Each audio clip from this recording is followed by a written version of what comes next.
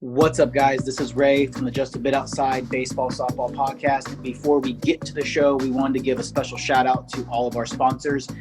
Hit Factory Athletics. Make sure to check these guys out. The one thing I like about this brand is it was created by a ball player for ball players, and it's not going to be the bright neon colors and the crazy designs that's out there today. So if you're looking for a nice, clean, classic look, this is definitely the brand for you. So make sure to go to hitfactoryathletics.com, check out all their apparel, their streetwear, their training aids, their accessories. They have it all. The other thing I like about their apparel is you can wear it to the office, to school, to the field, or you can wear it out to dinner on a Friday night. So make sure you check them out, hitfactoryathletics.com.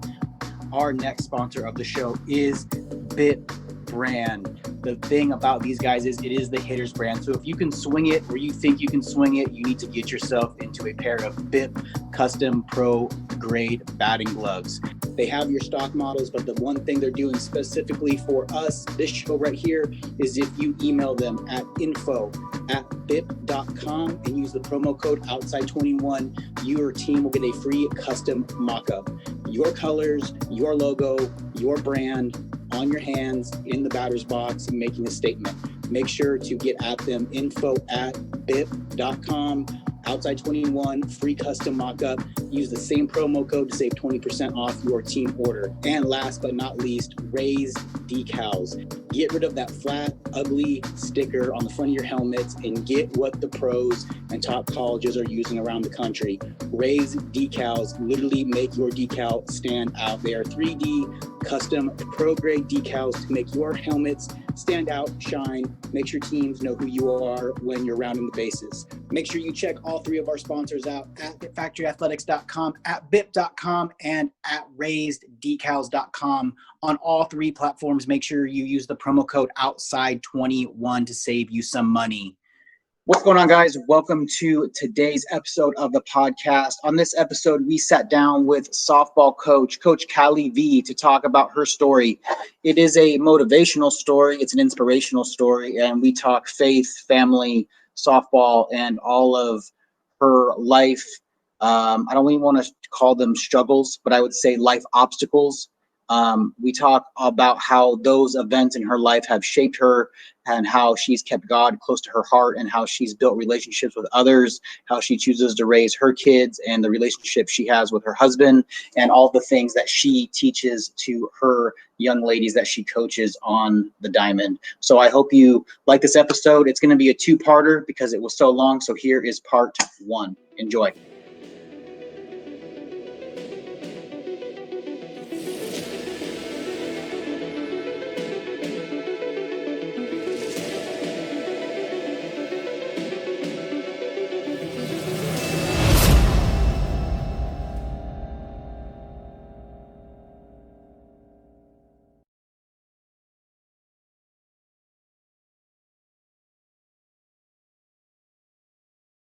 What's going on, guys? Ray from the Just a Bit Outside Baseball Softball Podcast. My brother Bill is going to be on this one for the first time, for the full time, and he knows this time that he's on it, and not he's not sorry that he's on it. So come out of the shadows and come to the actual microphone. But our guest tonight is Coach Kally V. She lives up north in Arizona. She has a pretty powerful story, but I'm going to let her tell her story because it is her story. But if you follow us on social media, one of the things I put out there today was I feel this lady's story makes her very battle tested. And through her emails that we've exchanged, I think it's very cool and very powerful that she's worked her way through adversity through her entire life and has kept her faith, her family, and softball very close to her and has shaped her to be the woman, the coach, the mom, and the wife that she is. So without further ado, I'll let Kally take it over and kind of give her background before we dive into this. So Coach, how you doing tonight? I'm doing well, thank you. Thanks for having me on. Thank you for being here. So if you want to give the listeners, the audience, a quick background about who you are and your experience in the game, around the game, and what you're currently doing for the young ladies in the softball world. So a little background. I've been coaching for 22 years and counting. My first time to coach, I was 18 years old. It was in between my junior and sophomore year, or excuse me, senior year, and I started coaching with Little League. And hold on a second, David. Sorry about that. There's children, isn't there? Children. There's That's always my daughter. children. See, they say I'm to a have them. kid. They don't tell you all the fun things that come with them. She just doesn't get it. I'm on the podcast that I told you about. Sorry about that. This is my life. This is like true window. No, this is my life from 8:30 in the morning to 3:30 because I deal with 28 lovely 8 and 9-year-old fourth graders that just love to say my name over and over and over. Then once I'm off, I go from Mr. Peters to Dad, Dad, Dad, Dad. So my life is just people wanting me. I just don't have the money to show it. So, but anyway, you need to changing go lives. I know. Changing lives. So I've been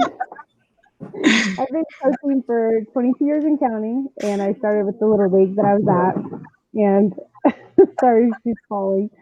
And I started doing personal one-on-one lessons with a local player. She was 12 years old, and she is now my best friend. We've actually been best friends for years. I was 18, she was 12, and I always call her my sister from another mister.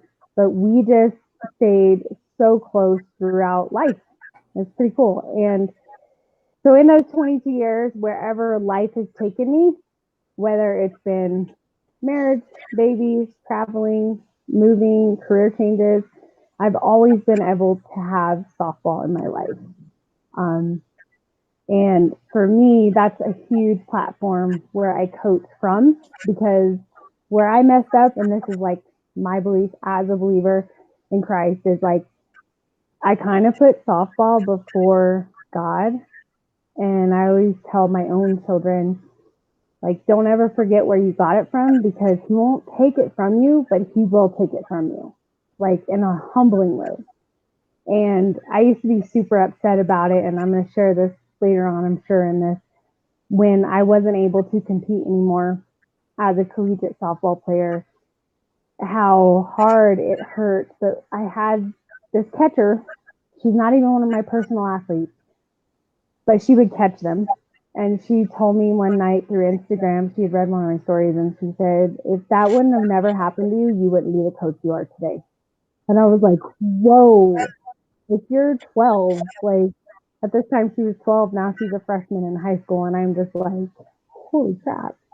Like, it's still something, obviously that's still pretty fresh. You know, that was only like, 3 or 4 years ago. And it's still, this wound is still there, So yeah, so what I do now, current, to bring you up to date, I'm still coaching one-on-one. I still have lessons. I mainly work them Monday through Thursday. And then Tuesday and Thursday nights, I co-coach with a gentleman who we've been coaching together since our girls were like 2, but we started coaching together at one of the high schools here. And we just kind of like made this pact, like, hey, when it comes time for our girls to play ball, like, let's coach together. And he's like a brother from another mother. Like, I literally have had other coaches stop after they've heard us bicker at each other. And they're like, you guys are like brother and sister. And I'm like, pretty much. And so we coach the 10U Scrappers team here in Flagstaff, Arizona. And we have amazing assistant coaches and amazing parental support. Like, it's just such a great squad to be a part of. Like, we're super stoked to see what these girls are going to do, because they have that support from their family. They see the big picture. We're not always having to paint it for them as the coaches. These parents understand, like, my daughter's going to be a part of this, and it's pretty cool. So I do that, and then I try to every other weekend I go work in Gallup, New Mexico, as an ultrasound tech at one of the hospitals there. And I usually do like an 8-hour shift on Friday, and then a 12 on Saturday, a 12 on Sunday, and I turn around and come home Monday. And I am here for my kids, and my husband is a teacher and a coach, so that allows me to be around here, but also continue to work with those one-on-one athletes. So that's what I do. Very cool. So I know my brother right now wants to talk about ballooning because his wife and family are very big into ballooning, and my sister-in-law, they own balloons, so they are very accustomed to going to Albuquerque and Gallup, and most of their extended family lives in Albuquerque, so they commute from the Denver area and to New Mexico quite a bit. I've been to Gallup, New Mexico once when I was 11 or 12 for hot air ballooning. Yeah, and do you remember what happened on that trip? Yeah, we were at a hotel and there was a stuffed bear, and someone dared me to go pull the tongue out to see if it would come out, and it did come out. And then we put it back and left the lobby very quickly before we got in trouble. So that was my extent of going to Gallup, New Mexico. Well, next time you're there, you'll have to go tell my family there. We have a family business. You'll have to say, hey. So question. So about Gallup, totally not softball or sports related at all, but I want to see if this is true. What is the best place in Gallup to have breakfast? Oh, I think it's called, it used to be Railroad Cafe, and I think it might still be. I think it used to be my sister's place, and now it's Railroad Cafe. My dad I say my dad, he's my stepdad, and my brother, who's actually my stepbrother, and my mom, they'll go eat there for breakfast, and I'm working on the weekends, and they bring me these loaded omelets. Oh, and if you're like keto, they're so keto. Like, they're just so good, such good food. Yeah, I would have to definitely say that would be the best place to go, and it's right on 66, right by McDonald's. So just look for McDonald's on 66 on the east end, and you'll find it. So, whenever we're in Gallup, right after we're done ballooning, we go to Earl's.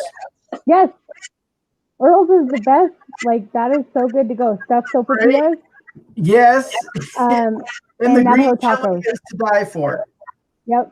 Yeah, Earl's, you have to go. If you're going to Gallup, you have to go to Earl's, because that is actually the first restaurant that I ate at. My stepdad at the time was not my stepdad, and he took us all there to eat. And I remember, this is so funny, they were like, what kind of chili do you want? And I'm like, Midwestern girl, like, grew up with chili beans, and like hamburger meat, and I'm thinking red.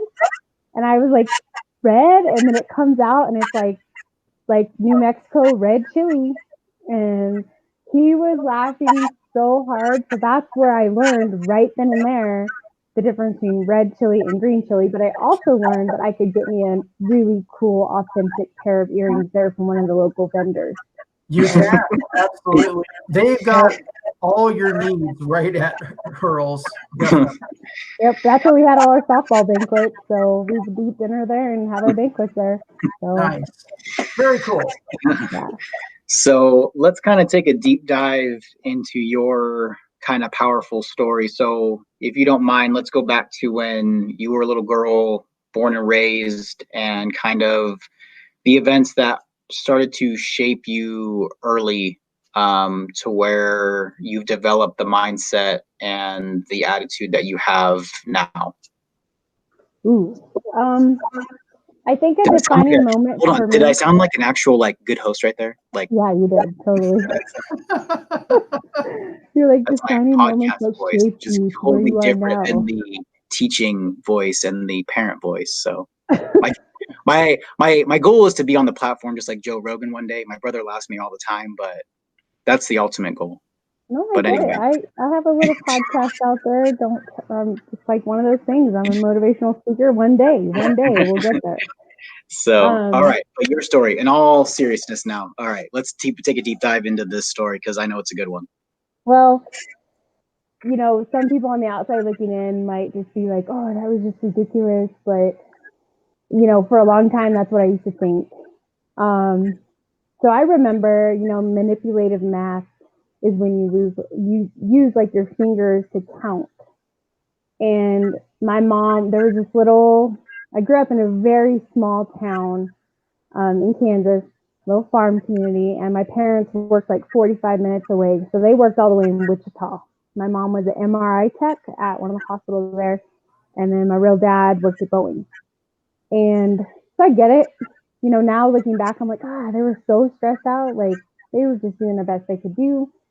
But I remember doing my homework, and my mom had ran into the little Jack and Jill grocery store, and I was doing manipulated math with my hands. And I remember in that moment, my real dad was just like, he hit my hands and he was like, stop it, you're stupid. And it took me probably like 8 years to learn something from that versus my real daddy, who was half of me, told me I was stupid, so I must be stupid. So that took a lot, but that, looking back, that was a moment that started to shape me. And, you know, it could have shaped me into falling into the DNA trap of addictive behaviors, or falling into, hey, I'm going to give you all these, how would you say, hurdles to jump, and I'm going to give you time after time to clear them until you become the person that I made you to be. So that was a huge defining factor for me. And but my papa, my mama's dad, he's still alive. I love this guy. He's like the GOAT. He has always seen something in me, and because I was another girl, like my mom and dad already had my sister, and then I came along, my real dad just flat out said, why do we need another girl? We already have one. So unfortunately, he kind of suffered from the white picket fence syndrome. He wanted the girl, he wanted the boy. Well, along came me. You know, my sister was the kid who made them want to have more kids, and I was the, you're never going to have another child after me because I was colicky, you know. But my papa saw something in me and took me underneath his wing very young. Like, he, in fact, brought it to my attention that my real dad really didn't want anything to do with me until I was about 3. The more I've learned about how I was to where I am now, my mom has started to share with me, you were a very needy child. And I was like, well, what do you mean? Well, your sister was always very self-sufficient. You always needed that extra push, you know, whether it was a good push or a swift kick in the butt, you know. And I was my dad's, my biological father's, I was his curveball. He did not know how to parent me. So he just kind of leaned back on how he was parented. And so my papa was a big person to me, and as far as like shaping my life. And that he's a retired First Southern Baptist preacher. So I grew up, you know, going to their church when we were in their town. I grew up singing in church, and I just always had this resiliency to everything that came at me. My real dad just, unfortunately, I hate to say it, and I'm not trying to crush it, but I think he just did the best he could with what he had, because I'm still here. I'm still good. The cycle is broken. Like, my husband and I are super like proactive on educating ourselves on how we can be better than what our parents had to lean on. You know, I think it's stupid for parents to still be parenting the same way they were parenting 30, 40 years ago when there is things right at our fingertips. Like, that is just a weak man's way out. I just call it like I see it, you know? And yeah, I get it. We all get frustrated as parents, but you got to think about it from the kid's perspective too. Like, I look at our kids and they're 16, 13, and in 2 days, she's going to be 10. And everything that's going on in their world, I'm like, oh my gosh. Like, I didn't even know what the word was, anxiety, at 10 years old. My daughter uses it, you know, and I'm like, that's crazy. So having my papa in my life as that light, you know, introducing me to Christ. And we grew up in the church. Like, my biological father was a deacon, but he had anger issues that he would not believe. And so I'm pretty sure, like, when I was 9 years old, on July 9th, accepted the Lord as my Savior, and then got scared and thought it was all a lie. So I remember calling my grandpa, my papa that night and telling him like, I don't feel it. He explained to me like the whole warfare, the spiritual warfare that happens. And I got it. Like, I was a Jesus freak. Like, for those of you that are listening to this and you know who DC Talk is, like, Yes. Jesus freak. Yeah.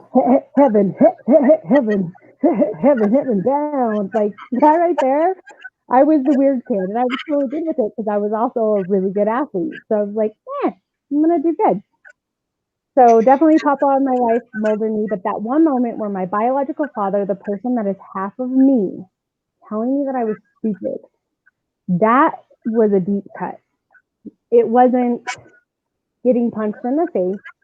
It wasn't getting back up to get punched in the face again. It wasn't realizing that the line had been crossed. Like, whatever lesson you were trying to teach me, I've learned it by now. Like, the one time I did sneak out and I got caught, I never did it again. But it was just like all these things. He thought he was getting his point across. And what actually cut me the deepest was the words that he spoke to me. So that is a huge platform for me when I speak light into my own children, as well as my athletes. And I have to, like, even my husband, like, I have to be super picky with what I say at times because I'm like, sometimes I feel like my athletes or even my own kids get more of me better than my husband does. So I'm like, regroup, refocus, reset. And that's something huge that I learned from pitching was each pitch is an intentional motion and it's got to have an intentional thought. So should each word, so should each conversation.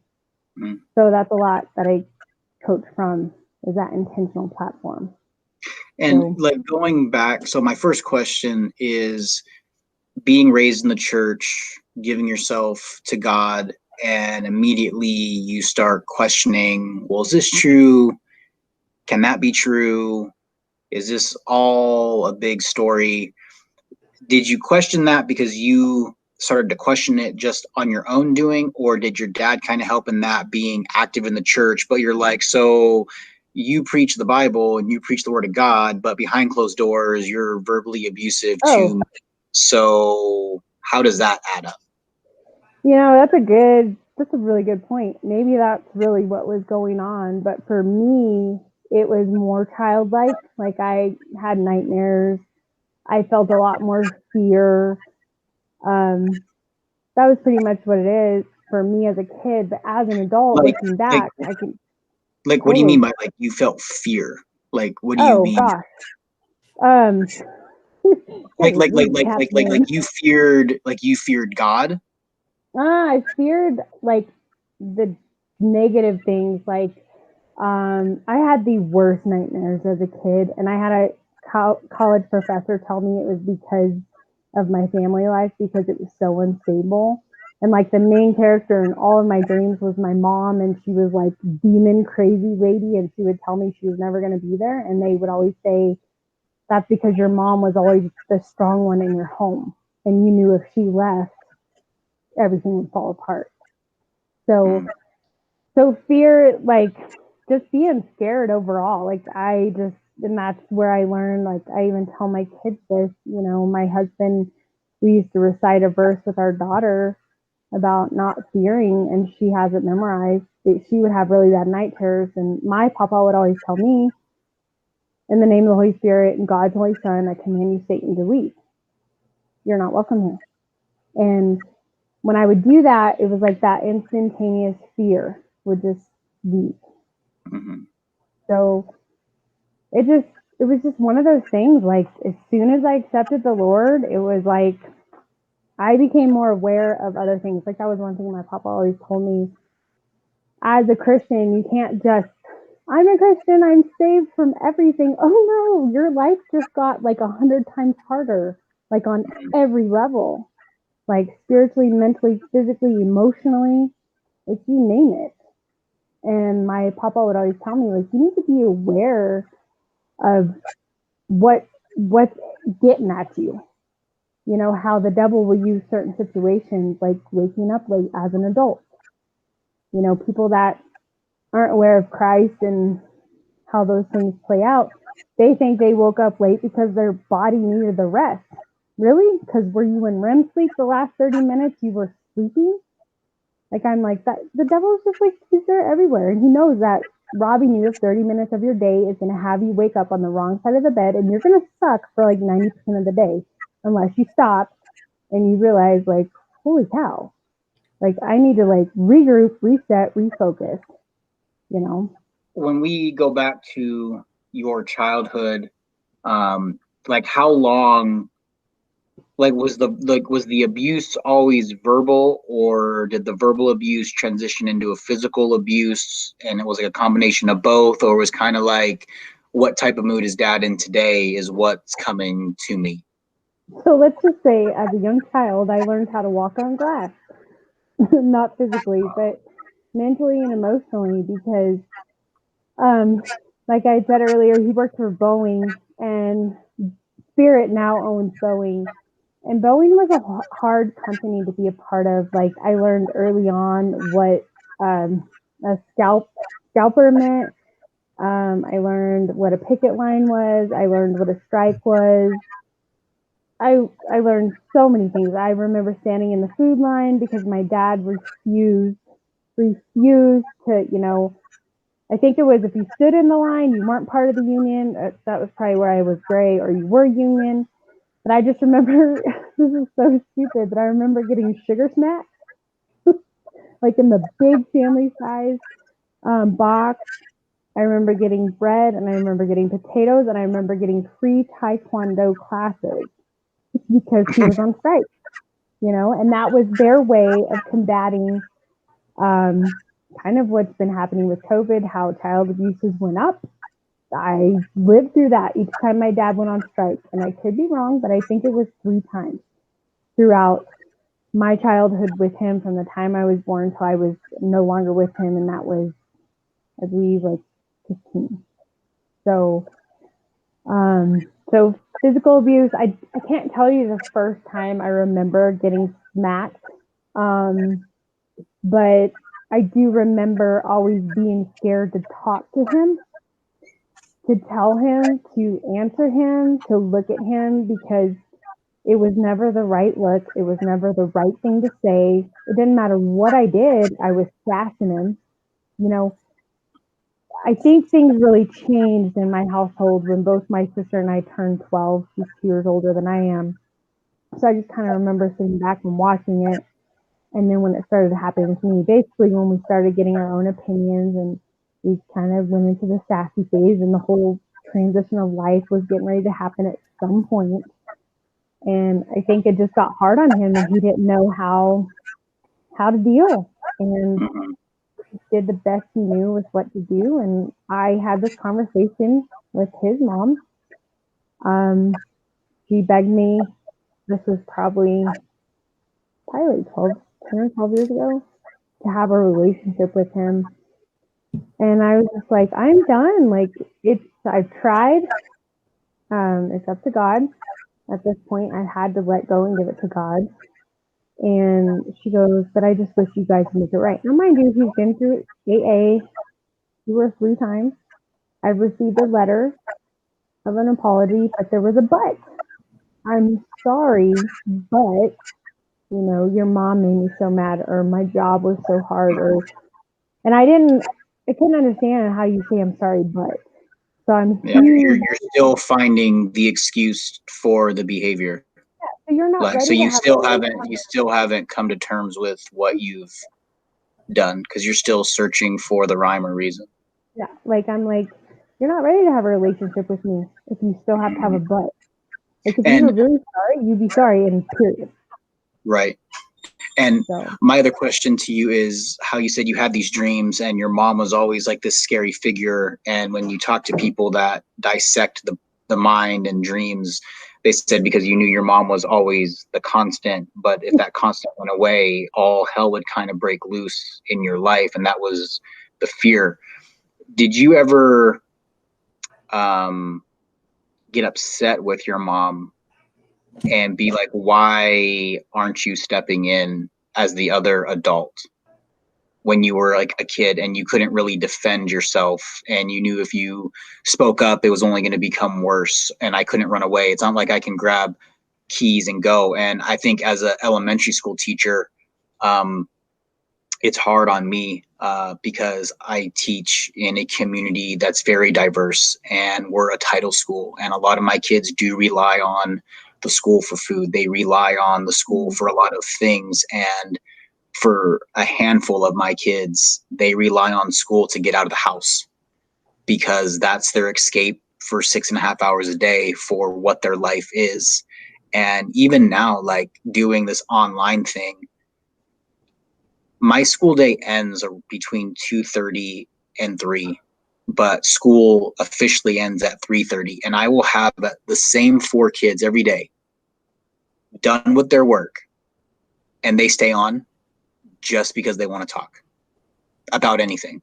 Mm-hmm. They just want to talk. They just want to talk to me. They want to, and to me, it's like that I've never met these kids face to face, but you've already given me a glimpse in 5.5 weeks into your home life. And the fact that you're not like the rest that want to rush off and you're ready to be done. You're just here because you just want to talk. You want someone to talk to you. You want to be heard.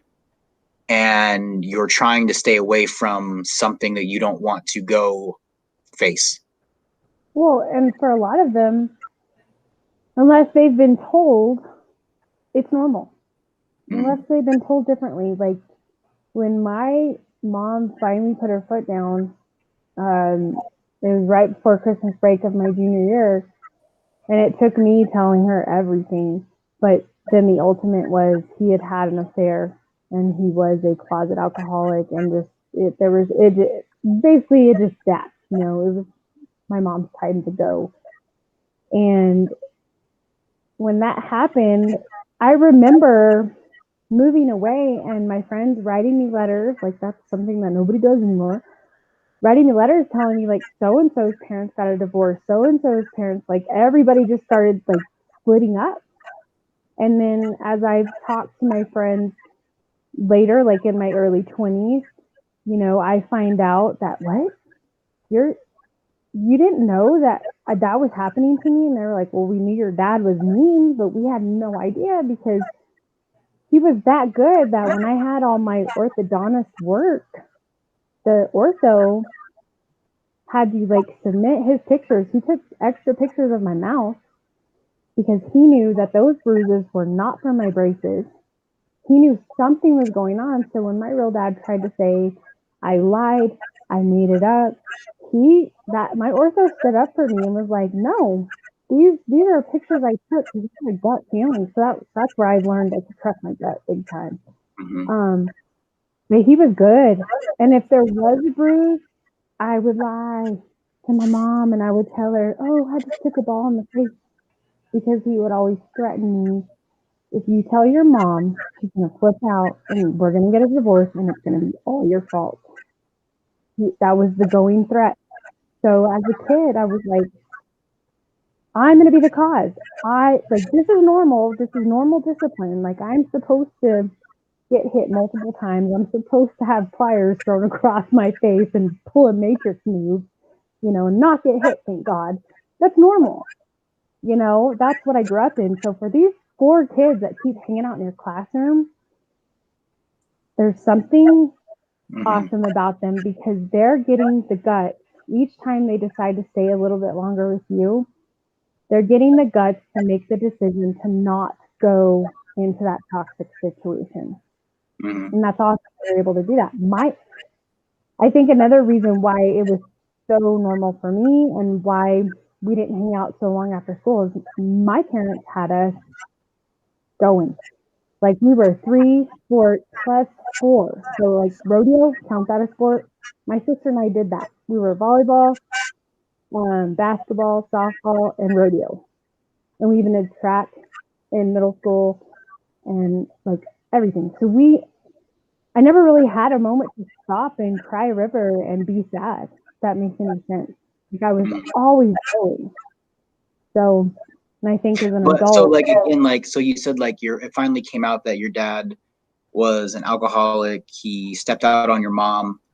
But growing up, when you were younger, did you ever resent your mom for not stepping in earlier, or to you, your mom just like never like knew? Because you just said like you lied to your mom about like, well, I got this random bruise because I did that, saving their marriage. That was my sister, when she found out what had happened, because when she left for college, my sister played ball in college too. And when she left and everything came out, she flat out said, well, what if he'd been molesting you? Would you have told me? And I said, well, yeah. And she said, then what's the difference? Like, I'm supposed to be there for you. And I think that was a huge bifurcation of where our relationship split, is we were just robbed of that. Like, and then I went with my mom from Kansas to New Mexico, and my sister begged for me to stay because it's everything I had known since second grade.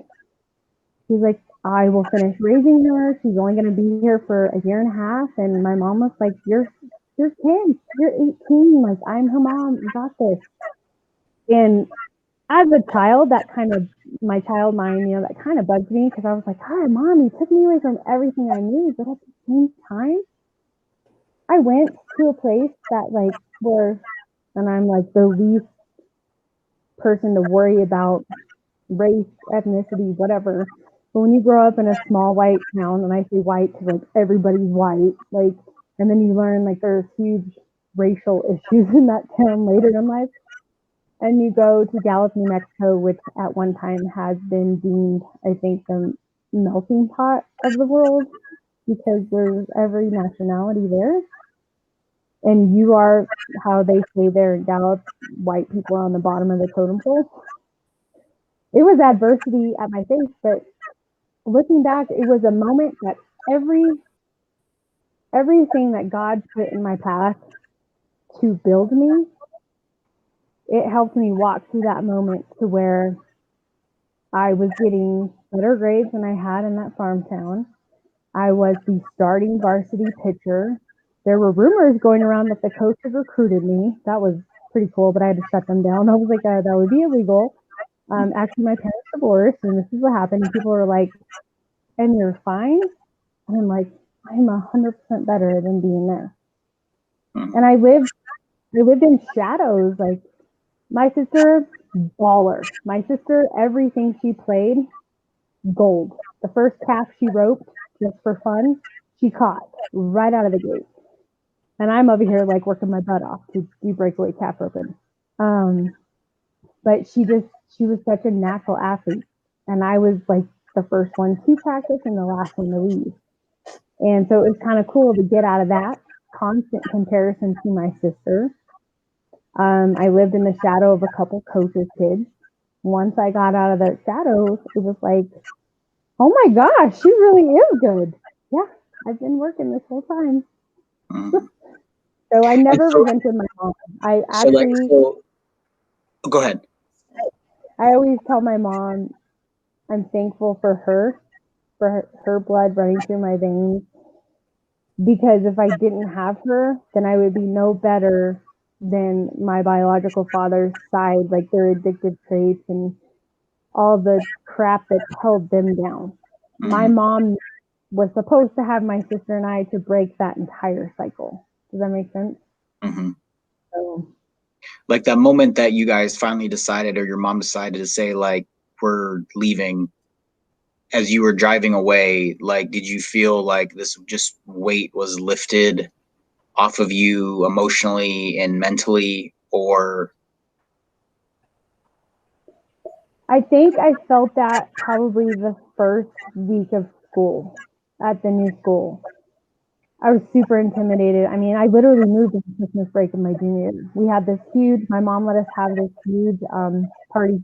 We got to invite all of our friends, and it was an all-nighter, and we were like making breakfast at like 5 in the morning. And then we ended up leaving about 10. We got all loaded and we drove. And it wasn't until I realized that I had landed, like that first week of school, and I was super intimidated. I remember my first day of school getting lost because I was in the wrong wing. And so I had this joke, like, the school has so many wings, it's going to take off, because I literally went from a school from K through 12th grade with 475 people to having 475 people in my class, like my junior class. So I was super intimidated. And so it wasn't until that first week, I remember coming home on that Friday and just kind of putting my bags down, softball bag, my book bag in my room, and just taking that breath and just saying, here we go, one foot after the other. But it was crazy because they threw me in to counseling right out of the gate, because statistically, everything that I had made it out of, I was supposed to be hooked on drugs, and I wasn't supposed to graduate high school, and I was supposed to be pregnant before I graduated high school. So, and I ended up meeting kids, whatever you want to say, quote unquote, from the other side of the tracks in that group that became my homies for life. So it was pretty cool. Mm-hmm. But I never resented, I never got mad. I was super grateful. Just, she put up with a lot of crap just to get me to that point to see my worth, if that makes sense. Mm-hmm. And like just kind of like everything that happened young was starting to shape you like early. Like, I mean, I think going back to my original thoughts, when I see younger kids that are going through a difficult situation and their home life is broken and there's not a stable parental figure, and you have older siblings that are 14, 15 years old, are the parent, and they're watching younger siblings, I feel for those kids because they're being robbed of an adolescent life. And I feel, can go like either two ways. They either say like, I am the parent and I'm the oldest, so it's my job to take care of you because unfortunately we have no one to take care of us, so I will do whatever I can to help us. Or you have the ones that I think start off like, okay, I'll walk you to school, I'll pick you up from school, I won't go do things with my friends, or I won't join any extracurricular activities because I have to watch you. Then starts a resentment type thing to where it's like, well, you're not my kid, you're always around, I'm always taking care of you. But it's hard because those kids that are in elementary school can't just pack up a bag and go, and I'm not saying that's the easiest thing for a kid that's in high school, but I feel like in high school, if your situation was that bad, you can find that time where that person that's wrecking your life is going to be gone, to where you could pack up a backpack real quick and you could go stay with a buddy and try to figure it out. But I also think it's very hard to, like you said, like you have your dad who's verbally abusive, physically abusive, but then he's a master of words and he put a mental lock on you to where it's like, you don't know how to talk. You don't know what to say. And I think that's the other thing is like, you learn how to become a very good actor. And I feel like for some of these kids, they can put on that face and they can put on that front that everything's fine until, one moment that's going to lead up to let everyone know that it's not fine. Oh yeah, 100%. Like, I remember that moment when it hit the fan for me. It was a Monday. I was in art class, and one of my sister's friends was like, hey, I saw your dad rolling through town. And there was a woman driving a truck, and I was like, what? And then another friend came in the conversation, yeah, I saw your dad at Shoney's, which is like a Denny's. And he was loaded and he was around nothing but women. And I'm like, my dad doesn't drink. I'm like, really? Did he even see you? And he was like, yeah, he came over and talked to me. And I was like, but my dad doesn't drink. Like, I was so dumbfounded. And that weekend was a big weekend for me because I had actually, Mom and I had hauled up to the Colorado state line. We had a rodeo. And I actually caught my calf in like 2.5 seconds. So I was like coming home with money. Like, I had like $425, super stoked. And he would not answer the phone. We had one of those bag cell phones, and I kept calling and calling, and he wouldn't answer. And when looking back, I'm starting to think, oh, this is what was wrong.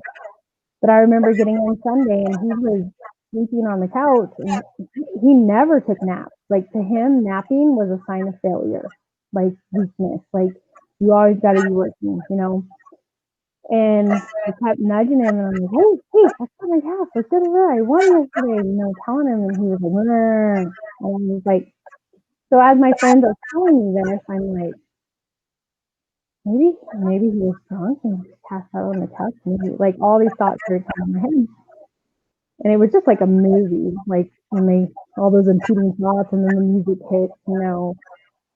I literally that was probably the first, I guess, if you want to call it an anxiety attack or whatever I'd ever had. And I asked to be excused, and I went to the bathroom, and I just broke down. And God sent my best friend in there. She saw me, and she came over, and she was the only one that always had an idea of what was going on. And she didn't have the best home life either. Like, and we were from two opposite sides. And she just came over and helped me and said, "Come on, we're gonna go to the office." I was crying so hard I couldn't even talk. I go into the office, and Carol was the front desk lady, and I was like, "Carol, I need to call my mom." Like, that's how hard I was crying. And I knew at that moment I needed to tell my mom what was going on. Like, it was like that was my given right to tell my mom if he had been cheating on her, and then I was gonna tell her in all those stages, that's from him. And that's exactly what I did. I went into an office and I called her at work. And I remember the tone of her voice when I had said, I think he's been cheating on you with this lady who happened to be one of my mom's friends. And she was just like, okay. And then I said, but there's one more thing. And she's like, what? And I told her, and she's like, nobody hurts my baby. She's like, why didn't you tell me the truth? And I told her the same thing I shared with you guys.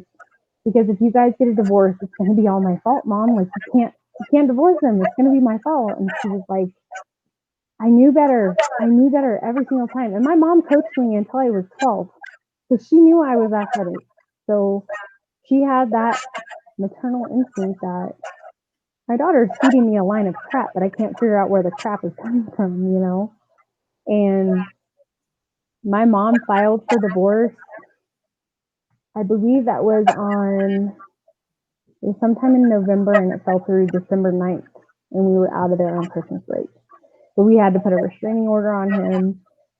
Like, I would be playing basketball, coming down the court, not even looking at the court. I was looking for him in the stands.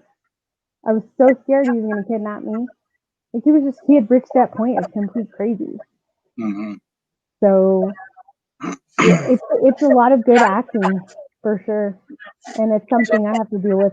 I'm 40 years old now, and I still have to tell myself every day that I do not have to be the kid I was to survive. Like, I get to be who I want to be and not who that little girl was. And that's one of the hardest things to do, I think. So. And before we continue your story, my last question about this piece is, even though your dad was abusive towards you, did you find yourself always still striving for his attention or his praise? And it was like, even though this person was angry with you all the time, you still were like, but hey, Dad, look, or I did this, I accomplished this. Like, you still wanted that person's approval. Yeah. Yeah, all the time. All the time.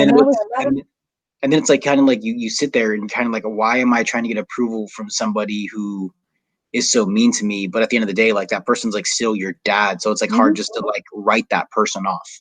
It was very hard. I mean, I haven't talked to him since December 17th of 2003. I have not talked to him. And that was kind of one of those things where I had to realize, like, I do not need to get approval from somebody who I eventually started telling myself, somebody who doesn't like me, somebody who's never liked me.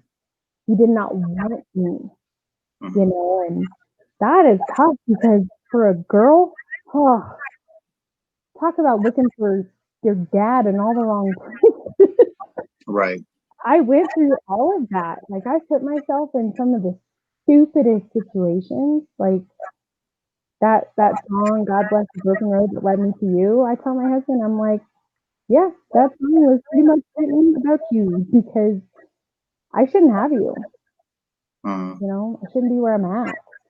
And I think like going back to what you said, like growing up with all this going on, like to you, that was normal. And I think that's the difficult part of it, or it is the difficult part of it, is that these things happen so often. And when it becomes so routine, that is the normal. And if you can't realize that when you're in an unhealthy situation as an adult, you're just going to go create that normalcy. You're going to go date bad men. You're going to go date bad women. You're going to go date someone who is an abuser of drugs or alcohol, because to you, well, that's just what I know. That's normal to me, And I think because you're, again, like as a kid, you're so mentally beat down that that's just what my life is. And that's what I know. And that's normal. And everyone goes through this. Yeah, it's a very, I mean, I guess like I always have a hard time. I'm not going to share my wife's story, but my wife has a very powerful story. And some of the stories she shares with me about her childhood growing up, I sit there and I can't wrap my head around it. Even with my brother and I, my brother has a different relationship with my dad than I do. And I won't take a deep dive into that, but I mean, there's things I remember watching as a kid that my brother went through that I didn't experience, and I don't know. I think it's just like a weird situation as a kid because you can't get away. And I think it's even a harder situation when the people that are around you that are supposed to be caring for you and loving for you, part of you is telling you something's wrong, but the other part of you is like, oh, but they love me, right? And I'm still doing things to receive their praise. Oh yeah. I don't know. It's very, it's a very hard thing. And I think obviously a lot of people go through it and they don't know how to get themselves out of it. And I think some never realize that they're in it. And I think some do realize they're in it, but they really don't know how to get out of it. I know for me personally, the way I get out of it on a daily basis is I have my kids and I'm not about to raise them in comparison. Like my sister and I was always, why can't you get A's like your sister? Well, I'm a C student. Like I get a 3.2 so I can ride, that starting lineup, not the bench. You know what I mean? Like I made sure I did just enough. And it wasn't until I was a freshman in high school that they find that I had no reading comprehension. My math teacher found that out. And oh my gosh, reading for me at home was a horror movie. Like I would be like, but I don't understand. Like I would read, well, what do you remember? I don't remember. What do you remember? I'm like, oh my gosh. Like no wonder why I hated reading. Sub Q. Like I hated reading because of it was associated with negativity. And so with my kids, I got 3 very cool kids. Everybody's kids are cool, But I have my 6'4" freaking man-child beast athlete child. Like he's an athlete, and it's what he's good at, and I embrace that in him. I don't dumb him down. I tell him like, if you apply yourself, you could get better grades. You just got to, the same work you put into your batting, you've got to do the same work into your homework, and then watch it all pan out. Versus saying, why can't you be smart like your brother? Your brother's in all the honors and engineering classes. Why can't you do that? I don't do that. That's what was thrown at my face, And then our middle, it's like, hey, bro, you're going to go on and you're going to rock the world. You're going to find the cure for cancer. You're going to do something huge. I know it because the way your mind works, you're super meticulous. Like, and this may be un-PC to those, but we've always thought our middle was a hint on the spectrum because he has like texture issues with clothing.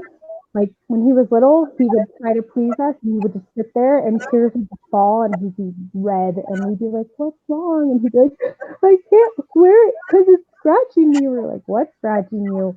And we would look and we wouldn't see anything, but he would feel it.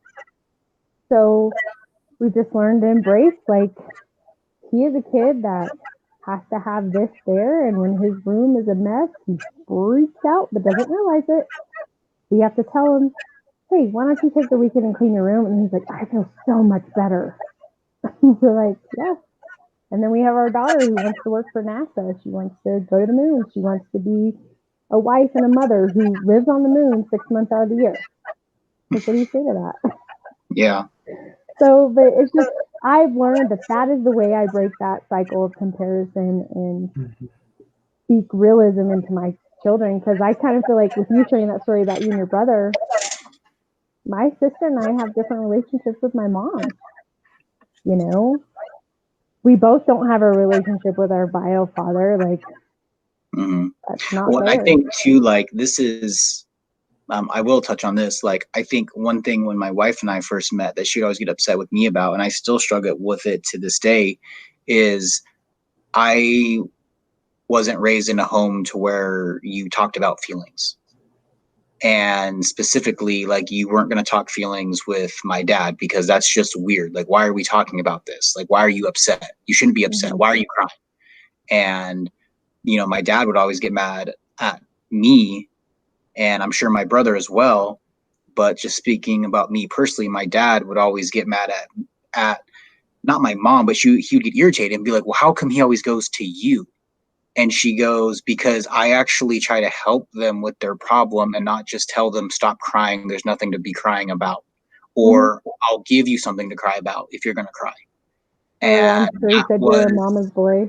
Yeah, that was kind of the relationship I had with my dad growing up, was like, we're just not going to talk about sentimental things. You know, and we definitely came from a home where what happens behind closed doors stays behind closed doors. And, you know, you just didn't talk about your business to other people. And one thing that my wife struggles with me with is I don't like to talk. I'm very much a people pleaser. So I will just say yes to avoid confrontation. And I do it with my wife. I do it with majority of people. I am trying to become better at that. But she's always like, why can't you just talk to me about it? I'm like, I don't know. Like, I have things to say. I just don't know how to say it. But I think in my mind is, if I say what I'm going to say, just an argument's going to ensue. And I would rather avoid the argument and just kind of be like, oh, okay, well, yeah, we'll just go do that. And, I don't know. I think that's another thing, is like getting over the fear of upsetting people. Like, you're just like, that's just a part of life. Like, you're going to upset people. You know, Ray, so this last year when I coached, and you probably just saw my youngest pass behind me. When I coached last year, I coached for the Y, and not a very big baseball program at all. And a lot of the kids on my team, like, there was a mix. There were the kids who obviously their dad or their mom or whoever took them out and they practiced and everything. And then there was the kiddo who would show up with grandma saying, so does he need a glove or a bat? We've never done anything like this. And then there were the kids where mom would bring them to practice and dad would pick them up from practice, and the kiddo went home to stay with their dad for part of the week. And then they would switch after our game and everything. And it's quite a wide dynamic. But what I started to realize, that it wasn't so much about baseball. It was about these kids getting some type of emotional nurturing from somebody that's in a place of authority. Like there would be that parent that stayed right behind the backstop. Then every time I would tell them, raise your back elbow, he would tell them something completely different. And like these were like 9-year-olds. They're not pros. And when I was probably that coach that was really, really nice. I definitely taught them about baseball, but like the end of each practice, or if the kiddo struck out and was devastated, the first thing that I would always tell them is, hey, look, I'm proud of you, and here's why. I never said like, oh, you could have done this and your arms are up here. I never talked about that. It was, you went up there and I'm proud of you. And I think, to me, working with kids, you can identify those that really need that. And what bothers me is once you get out of that 11, 12-year-old range, like if you don't play competitive, where are you at now? You're not really playing. And for those of us who have had that experience, sometimes that 1 hour out there, you're not at home. You're not with that dad, that parent, or whoever it is. You're out there and you are in control for 2 hours.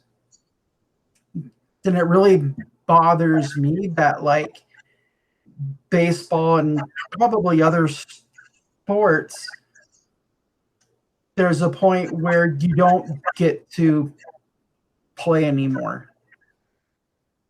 And I always wonder what happens to those kiddos. But anyway, that's kind of what I was getting from it, that as coaches, you have an opportunity to really make an impact. I can teach you to hit a baseball, but it's more important for me to teach you how to be proud of you. Yeah, we had that conversation with our girls because this is probably like 2.5 months ago. They were just pitting around, and I shared my childhood and how softball for me, or any sport, but in that time I used softball. That was my safe place. I always put it in my head, as soon as I crossed the chalk lines, you couldn't touch me. Like, I didn't care what you said. Like, I don't remember hearing him in my games. I remember hearing my mom telling me to see it a little bit. She taught me visualization before it even became a trend. Like, my mom has been on me on that one for a long time since I was little. And it was always a safe place. So I told the girls about 2.5 months ago about why.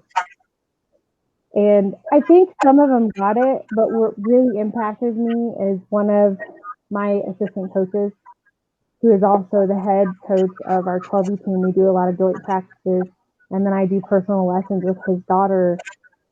He texted me later on that night and was like, thank you so much for sharing your story. Like, he kind of shared what happened to him, and I'm just like, well, yeah, like, it is what it is. Like, it's part of who I am. Like, there's a lot more I can tell you on another day that, you don't even know about me. And when I took a couple years off and worked in a high school, the same high school my husband teaches at, and I worked on the 3 grant, the Safe and Supported Schools grant, I had to create mentor programs. And I remember I had this female student who she was just mean. She was just angry. So I took her to my office and I was like, all right, I'm an open book. You tell me right now what you think of me, where I'm from, everything. And she was like, you're a continental snob. You were born with a silver spoon in your mouth. Like, she was like, Buddha. And I was like, and then I shared with her my story and she was like, oh my gosh, we have so much in common, Mrs. V. And I was like, yeah.